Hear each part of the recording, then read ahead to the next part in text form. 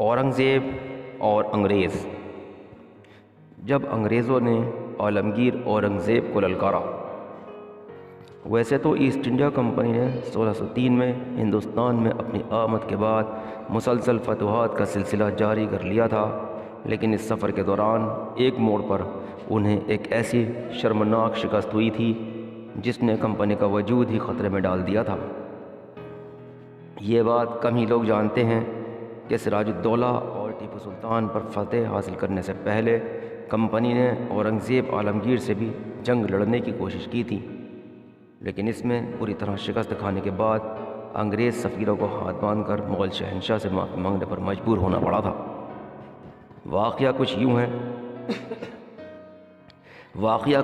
یوں ہے کہ انگریزوں نے ایسٹ انڈیا کمپنی کے قیام کے بعد ہندوستان کے مختلف علاقوں میں اپنی تجارتی کوٹھیاں قائم کر کے تجارت شروع کر دی تھی۔ ان علاقوں میں ہندوستان کے مغربی ساحل پر واقع سورت اور ممبئی، اور مشرق میں مدراس اور موجودہ کلکتہ میں شہر سے 20 میل دور دریائے گنگا پر واقع بندرگاہیں ہگلی اور قاسم بازار اہم تھے۔ انگریز ہندوستان سے ریشم، گڑ کا شیرہ، کپڑا اور معدنیات لے جاتے تھے، خاص طور پر ڈھاکہ کی ململ۔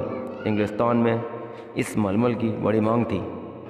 انگریزوں کے تجارت کے سامان پر ٹیکس عائد نہیں کیا جاتا تھا، بلکہ ان کے کل سامان کی قیمت کا 350% ہندوستانیوں سے وصول کیا جاتا تھا۔ اس زمانے میں صرف انگریز ہی نہیں بلکہ پرتگالی تاجروں کے علاوہ کئی آزاد تاجر بھی اس علاقے میں سرگرم تھے۔ انہوں نے مغل حکام سے اپنے لیے وہی تجارتی حقوق حاصل کر لیے تھے جو انگریزوں کے پاس تھے۔ جب یہ خبر لندن میں کمپنی کے صدر دفتر پہنچی تو ایسٹ انڈیا کمپنی کے سربراہ جوزایہ چائلڈ کے غیظ و غضب کی انتہا نہ رہی۔ اسے یہ گوارا نہیں تھا کہ ان کے منافع میں کوئی اور بھی حصہ دار بنے۔ اس وقت پر جوزایہ چائلڈ نے جو فیصلہ لیا وہ عجیب و غریب ہی نہیں بلکہ ایک پاگل پن بھی تھا۔ اس نے ہندوستان میں مقیم کمپنی کے حکام سے کہا کہ وہ بحر عرب میں اور خلیج بنگال میں مغل بحری جہازوں کا راستہ کاٹ دیں اور جو جہاز ان کے ہاتھ لگے اسے لوٹ لیں۔ یہی نہیں بلکہ 1686 میں جوزایہ چائلڈ نے انگلستان سے سپاہیوں کی 2 پلٹنیں بھی ہندوستان بھجوا دیں اور انہیں ہدایات دیں کہ ہندوستان میں مقیم انگریز فوجوں کے ساتھ مل کر چٹاگانگ پر قبضہ کر لیں۔ جوزایہ چائلڈ کے نام کی مناسبت سے اس جنگ کو جنگ چائلڈ بھی کہا جاتا ہے۔ اب اسے چائلڈ کا بچکانہ پن کہیں یا پھر اس کی دیدہ دلیری کہ وہ مبلغ سپاہیوں کی مدد سے اس وقت کی سب سے طاقتور اور مالدار سلطنت کے خلاف جنگ چھیڑنے کی ہمت کر رہا تھا۔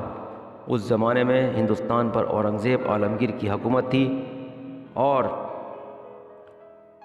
معاشی طور پر اسے تقریباً وہی مقام حاصل تھا جو آج امریکہ کو ہے۔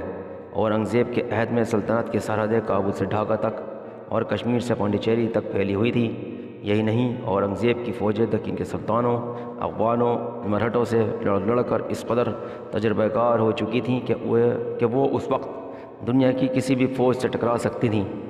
جب لندن سے مغلوں کے خلاف طبل جنگ بجا تو ممبئی میں تعینات کمپنی کے سپاہیوں نے مغلوں کے چند جہاز لوٹ لیے۔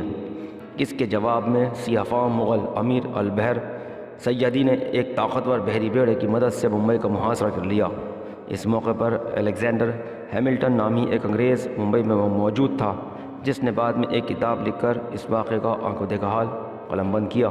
اس نے لکھا، سیدی 20,000 سپاہی لے کر پہنچ گیا اور آتے ہی آدھی رات کو ایک بڑی توپ سے گولے داغ کر سلامی دی۔ انگریزوں نے بھاگ کر قلعے میں پناہ لی۔ ہیملٹن کے مطابق سیدی نے قلعے سے باہر کمپنی کے علاقے لوٹ کر وہاں مغلیہ جھنڈا گاڑ دیا۔ اب آبادی قلعے میں پناہ گزی تھی اور قلعہ سیدی کے قبضے میں تھا۔ جلدی کھانے پینے کا سامان ایک ایک کر کے ختم ہونے لگا۔ دوسری طرف بیماریوں نے بھی ہلہ بول دیا اور قلعے میں بند سپاہی ممبئی کے مسموم موسم کا شکار ہونے لگے اور ایک ایک کر کے مرنے لگے۔ سیدی اگر چاہتا تو حملہ کر کے قلعے کو اپنے قبضے میں لے سکتا تھا، لیکن اسے امید تھی کہ جلدی ہی قلعہ پکے ہوئے آم کی طرح اس کی جھولی میں آ گرے گا، اس لیے اس نے دور سے ہی گولہ باری پر اکتفا کیا۔ یہی صورتحال ملک کے مشرقی حصے میں بھی پیش آئی تھی، جہاں بنگال کے صوبیدار شائستہ خان کے دستوں نے ہگلی کے مقام پر ایسٹ انڈیا کمپنی کے قلعے کو گھیرے میں لے لیا اور آمد و رفت کے تمام راستے بند کر دیے۔ بنگال کا محاصرہ جلد ہی ختم ہو گیا اور دونوں فریقوں نے صلح کر لی۔ لیکن ممبئی میں یہ سلسلہ مہینوں تک دراز ہو گیا۔ آخر انگریزوں کی ہمت جواب دے گئی اور انہوں نے اپنے 2 سفیر اورنگزیب کے دربار میں بھجوائے تاکہ وہ شکست کی شرائط طے کر سکیں۔ ان سفیروں کے نام جارج ویلڈن اور ابراہم نوار تھے۔ یہ کئی ماہ کی بے سود کوششوں کے بعد بالآخر ستمبر 1690 کو آخری طاقتور مغل بادشاہ اورنگزیب عالمگیر کے دربار تک رسائی حاصل کرنے میں کامیاب ہو گئے۔ دونوں سفیر مغل شہنشاہ کے تخت کے قریب پہنچے تو دونوں نے پہلے تو گڑ گڑا کر ایسٹ انڈیا کمپنی کے جرائم کا اعتراف کیا، پھر معافی کی درخواست کی، پھر کہا کہ ان کا ضبط شدہ تجارتی لائسنس پھر سے بحال کر دیا جائے۔ سیدی یاقوت کو ممبئی کے قلعے کا محاصرہ ختم کرنے کا حکم بھی دے دیا جائے۔ ان کی عرضی اس شرط پر قبول ہوئی کہ انگریز مغلوں سے جنگ لڑنے کا 1.5 لاکھ روپیہ ہرجانہ ادا کریں، آئندہ فرما برداری کا وعدہ کریں اور ممبئی میں ایسٹ انڈیا کمپنی کا صدر جوزائے چائلڈ ہندوستان چھوڑ دے اور دوبارہ کبھی یہاں کا رخ نہ کرے۔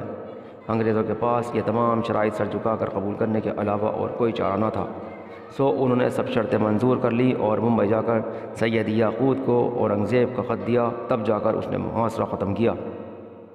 آنے والے دنوں میں ایسٹ انڈیا کمپنی نے ہر ممکن کوشش کی کہ اس خجالت آمیز جنگ کے واقعات کو انگلستان کی عوام تک نہ پہنچنے دے۔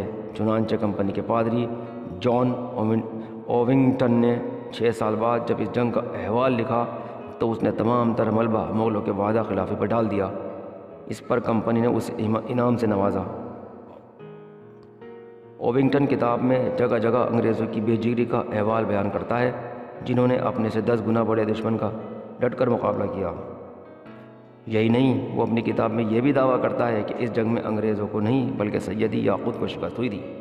مزید یہ کہ اس نے مغل دربار میں انگریز سفیروں کے برتاؤ کا ذکر بھی سرے سے گول کر دیا۔ ہیملٹن نے یہ کتاب تو لکھی لیکن اسے شائع ہوتے ہوتے 40 سال بیت گئے۔ اس درمیان پلوں کے نیچے سے اس قدر پانی بہہ چکا تھا کہ اسے کوئی زیادہ توجہ نہ مل سکی۔ اسی کے ساتھ میں آپ کا دوست محمد ناصر اب اپنے چینل گلدستہ معلومات کے ساتھ آپ سے اجازت چاہتا ہوں۔ شکریہ، اللہ حافظ۔